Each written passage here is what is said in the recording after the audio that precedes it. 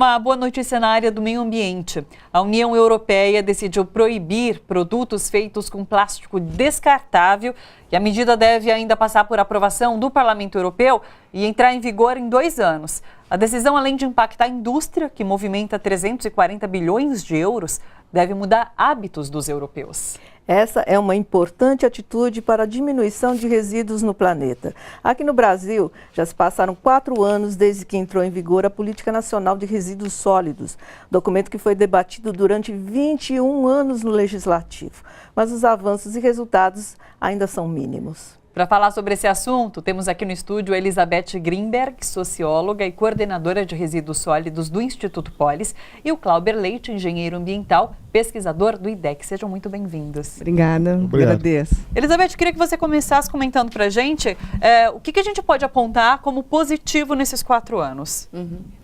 Então, acho que, primeiramente, o fato de todos os municípios terem sido convocados a elaborarem seus planos de gestão integrada. Isso permitiu, de resíduos sólidos, permitiu que houvesse uma apropriação, né, dos diagnósticos, tal, quanto está gerando de resíduos orgânicos, quanto são gerados de materiais recicláveis e quanto é a porcentagem de cada município em termos de geração de rejeitos. O que são os rejeitos? São aqueles resíduos que não têm condições de serem reaproveitados numa cadeia produtiva, seja da compostagem, seja da reciclagem. Então, esse é um primeiro aspecto.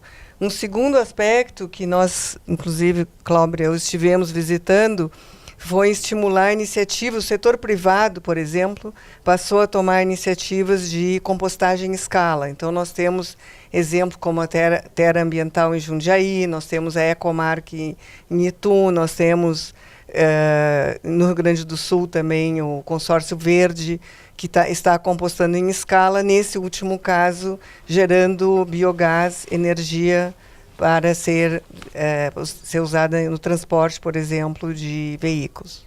Agora, desculpa, a lei prioriza nessa ordem a não geração de resíduos, a redução, reutilização e só depois máxima reciclagem. Agora parece que só a reciclagem foi que avançou, né? A avaliação que nós fazemos da lei é que é uma lei positiva, porém ela ainda precisa ser aplicada. Esse conceito de não geração, de redução, está muito pouco aplicado e a gente pulou essa cadeia indo direto para a reciclagem. Sim. Mas ninguém pensa nisso. Como eu não vou gerar alguma coisa? Como desestimular essa grande geração de resíduos que tem? Então, tem uma política nacional forte, mas precisa ser cumprida. É muito interessante que no programa de ontem a gente falava muito sobre essa questão de não gerar lixo, de certa forma, você ter uma consciência em relação àquilo que você consome. Falta um pouco de consciência, a política existe, mas falta conscientizar em relação ao que ela prega? Então, o que o Clauber acabou de trazer, que é a Política Nacional de Resíduos Sólidos, justamente existe uma determinação na política, né, um instrumento da política, melhor dizendo, que obriga, né, supostamente, os produtores, fabricantes, os distribuidores, comerciantes, deveriam se responsabilizar por implantar sistemas nos 5.570 municípios de coleta diferenciada, separada dos materiais recicláveis. Então, isso não está acontecendo e isso, então, dificulta o avanço, né, desse processo de recuperação dos materiais. E, por outro lado, também o poder público municipal é responsável pela coleta e tratamento da fração orgânica, né, as sobras de alimentos e de poda, e isso também não está acontecendo. Então, nós temos esses 2 elementos que são, digamos, instrumentos que impulsionariam a mudança de padrão de gestão de resíduos nas cidades e não estão sendo implementados. E, claro, decorrente da implantação de um sistema de coleta em 3 tipos, aí sim pode-se educar a população para que ela realmente participe e aprenda a separar. Não adianta a gente responsabilizar a população e dizer também consuma menos ou consuma produtos amigáveis, na medida que não se tem uma quantidade, como você falou, de plásticos, especialmente de um só uso, né, que são os descartáveis, que estão sendo produzidos numa quantidade assim, absurda, que o planeta não tem condições de absorver, isso tudo chegando também nos oceanos, nos rios. Agora, Cláudia, no caso da obsolescência programada, agora falando não da população, mas das empresas, isso não deveria ser de alguma forma revisto, porque isso cria uma montanha de produtos ainda com possibilidade de serem usados, mas que se tornam obsoletos porque não se encontra peças de reposição e tudo isso. Excelente pergunta. A gente fala muito da responsabilidade do consumidor. A gente tem um papel, sim, de um consumo consciente, mas, por outro lado, tem a responsabilidade das empresas. Elas, desde a concepção de um produto, elas devem pensar em que destino vai ter aquele produto. Claro. O próprio um celular, 1 ano de uso, é muito pouco. Você vai gerar essa montanha de resíduo, lixo eletrônico, e não só esse tipo de resíduo, mas, sei lá, uma garrafa de leite que não tem uma reciclabilidade, aqueles potinhos de café que também não tem o que fazer com aquilo. As empresas são muito inovadoras em trazer algumas facilidades para os consumidores, mas acabam não pensando no destino final dos seus produtos. A gente está falando de avançar agora nessa lei. Eu queria que vocês comentassem como vocês enxergam agora o futuro, o possível avanço com essa nova composição de governo, novo ministro do Meio Ambiente. Como vocês enxergam isso tudo? Eu acho que vai ter um desafio muito grande, né, do ministro, não só do ministro, mas também dos ministérios públicos, né? O Ministério Público Federal, Estadual, é uma tecla muito forte da Aliança Resíduo Zero Brasil, que é uma rede que se criou em 2014, que nós integramos e dinamizamos, que nós sempre dizemos, como não tem punição prevista na lei, só para os cidadãos, para os consumidores, quer dizer, o papel do Ministério Público seria justamente de cobrar essa responsabilidade de coleta em 3 tipos, responsabilizando, como o Cláudio falou, né, os empresários, os produtores, como a gente diz, os geradores, que são as empresas que fabricam e usam, né, o que está sendo mostrado agora na tela, eles estão invasando, usando esses recipientes. Elas são responsáveis, você citou a Europa, né, Thalita, no começo do programa. Na Europa, por exemplo, isso já é implementado.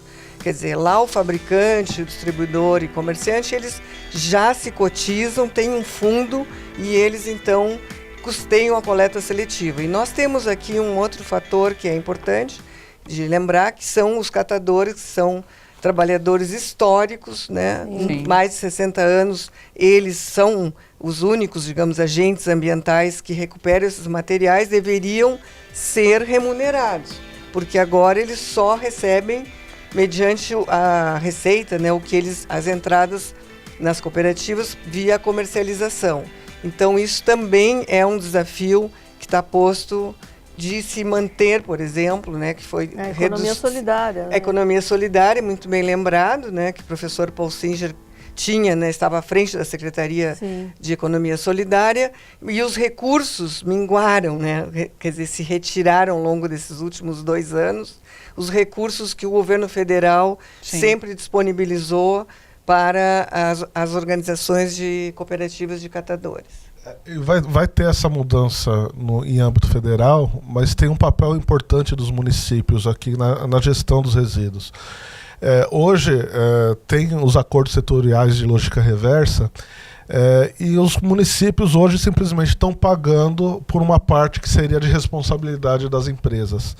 Então, acho que cabe também aos municípios começar a questionar, espera, estou separando 70% dos resíduos aqui, não é minha responsabilidade, o município ou o contribuinte está pagando por aquilo. É justo isso? Então, um papel importante é o município, junto com os ministérios públicos, que fazem essa mudança, além do âmbito federal também.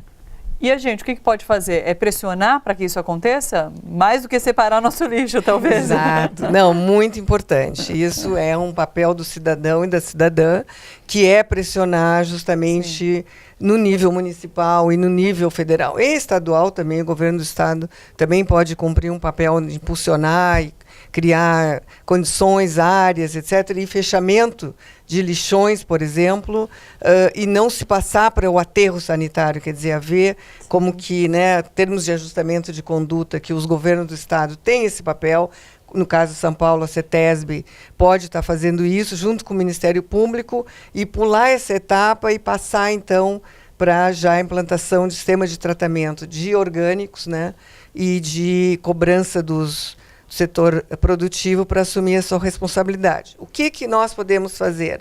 A gente pode fazer compostagem caseira, a gente pode também fazer nas escolas, né? Os pais, os alunos, enfim, o pai e a mãe podem também propor tem algumas isso. imagens, inclusive, de compostagem ali, para quem não conhece, essa separação do lixo orgânico, né, para você usar. Exato, que isso produz um excelente adubo, isso pode ser usado em hortas comunitárias, a gente tem hortas urbanas, hoje também no Brasil e em São Paulo e tal, que podem estar usando esse composto que substitui o fertilizante que é químico, que prejudica a saúde, e nós importamos no Brasil 70% aproximadamente dos fertilizantes, né, são importados, então nós estamos jogando fora e desperdiçando uma matéria-prima que tem um potencial de aproveitamento, de qualidade para o meio ambiente, vai voltar, né? A gente fala assim, do campo à mesa ao campo. Quer dizer, é um círculo virtuoso de aproveitamento dessa matéria. E nós podemos, então, pressionar, podemos compostar, podemos propor para as escolas. Rever os nossos conceitos, né? A mesma ordem de prioridade que tem na política, a gente pode aplicar para a nossa vida. Onde eu posso reduzir, onde eu posso reutilizar, para só depois pensar assim, eu vou reciclar, separar e compostar. Agora, essa seria a ordem. A gente pode chegar à conclusão que temos boas leis, mas que falta um pouquinho de vontade política?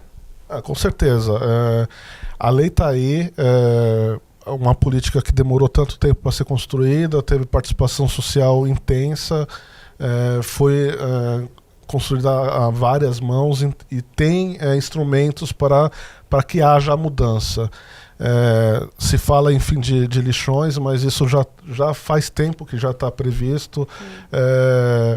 Se fala em separação, também essas responsabilidades já estão ditas. Está bem claro e falta a execução mesmo. Tem espaço para muita melhoria. Posso complementar? Claro. Não, então, acho que tem um outro exemplo interessante aqui na cidade de São Paulo, né, que é do lado aqui de São Bernardo.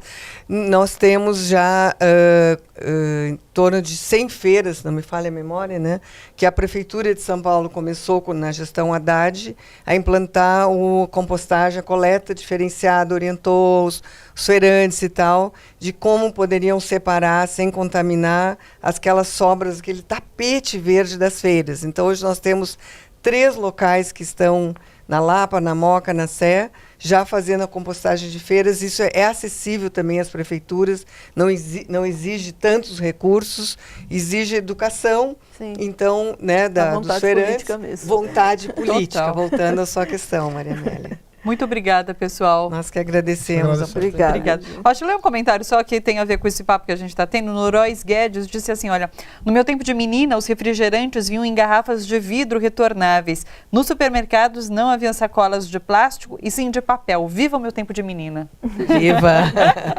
É verdade. Temos que nos adaptar à realidade. Pois é. Não se esquece de seguir as nossas redes sociais, é muito importante, só assim você receberá as notificações e as novidades da TVT. É só acionar o sininho. Em todas as redes estamos como Rede TVT. Curte a gente!